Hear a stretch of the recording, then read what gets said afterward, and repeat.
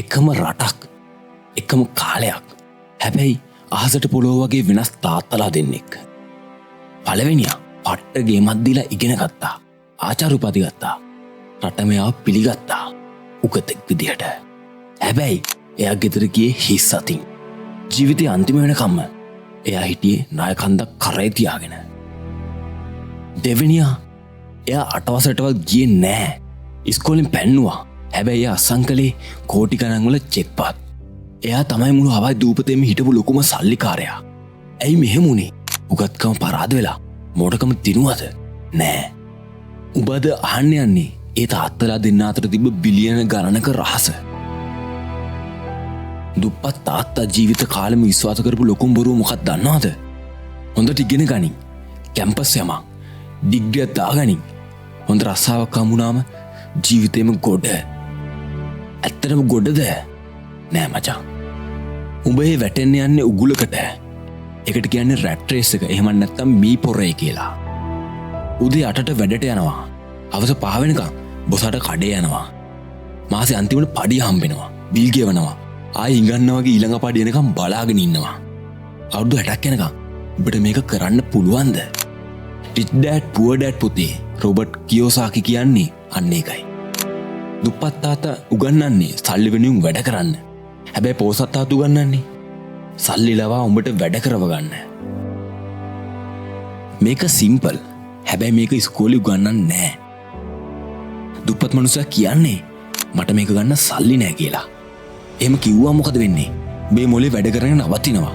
ප්‍රශ්න ඉවරයි. උඹ දුප්පත්. හැබැයි පොහොසත් මනුස්සයා අහන්නේ මම කොහොමද මේක ගන්නෙ කියලා. ඒ මිතද්දු මේ මොලේ වැඩ කරන්න පටන් ගන්නවා. අලුත් පාරවල් මැවෙනවා. උඹ තාම කියන්නේ මට බිස්නස් එකක් පටන් ගන්න සල්ලි නෑ බං කියලාද? නෑ මචං. වෙනස තියෙන්නේ සාක්කුවේ නෙමෙයි. වෙනස තියෙන්නේ උඹේ ඔළුවේ. උඹ හිතන් ඉන්නේ අලුත් iPhone එකක් ගත්තම ලීසින් දාලා බයික් එකක් ගත්තම උඹ පොරක් කියලා නේද? නෑ. උඹ ගත්තේ ලයිබිලිටි එකක්. ඒ කියන්නේ උඹේ සාක්කුවෙන් දිගින් දිගටම සල්ලි යදින දෙයක්. මචං පොසත් වෙන්න ඕන නම් assets එහෙම නැත්නම් වත්කම්. ඒ කියන්නේ උඹ නිදහන් ඉඳිත් උඹේ සාක්කුවට සල්ලි වැටෙන දේවල්. උදාහරණයක් විදියට ඔය පොඩි බිස්නස් එකක්, කුටස් වලින් පුළුවන් ආයෝජනයක්, එහෙම නැත්නම් කුලියට දෙන්න පුළුවන් දෙයක්. ඒ වගේ දෙයක් පටන් ගනි. දැන් අහගනි සමාජයේ උඹව රවට්ටපු අමු බොරු ටික. උඹ හිතන් ඉන්නේ ඔය කාලෙන්දල ඉතුරු කරන එක මාර වැඩක් කියලා නේද? මචං රොබර්ට් කියෝසාකි කියනවා savers are losers කියලා. ඒ කියන්නේ අද උඹ ඉතුරු කරන ඔය රුපියල බඩු මිල වැඩි වෙද්දී හෙට 50ක් වෙයි. බැංකුවේ සල්ලි දිරනවා. පොසතුන් සල්ලි හංගන්නේ නැහැ. උන් කරන්නේ ඉන්වෙස්ට් කරන එක. ණය වෙලා ලොකු ගයක් හැදුවම ඒකෙන් උඹට සල්ලි හම්බෙනවද? නෑ. ඒක නඩත්තු ගන්න උඹේ සාක්කුවෙන් සල්ලි යනවා. ඉස්සර සාක්කුවට සල්ලි එන ගයක් හදපන්. ඊට පස්සේ උඹව සැප ගන්න ගේ ගැන හිතපන්. උඹ ජොබ් එකක් කරනවා කියන්නේ උඹ දිනු වෙන එක නෙමෙයි. උඹ කරන්නේ බොසාගේ බිස්නස් එක දියුණු කරන එක. බොසාට ඇසෙට් එකක් එහෙම නැත්නම් වත්කමක් හදලා දෙන එක. උඹේම දෙයක් පටන් ගත්තේ නැත්තම් උඹ හැමදාම වහලෙක්. උඹේ තාත්තා දුප්පත් වෙන්න පුළුවන්.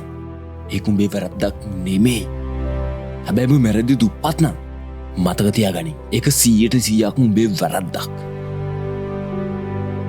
ඔය රිච් ඩෑඩ් පුවර් ඩෑඩ් කියන පොත අරන් කියවපන්. අදිදන්වත් ඔය දුප්පත් තාත්තව හිතන එක නවත්තපන්. අනිවාර්යෙන් උඹ රැට් රේස් එකෙන් එලීට වරෙන් ඔබට ජය.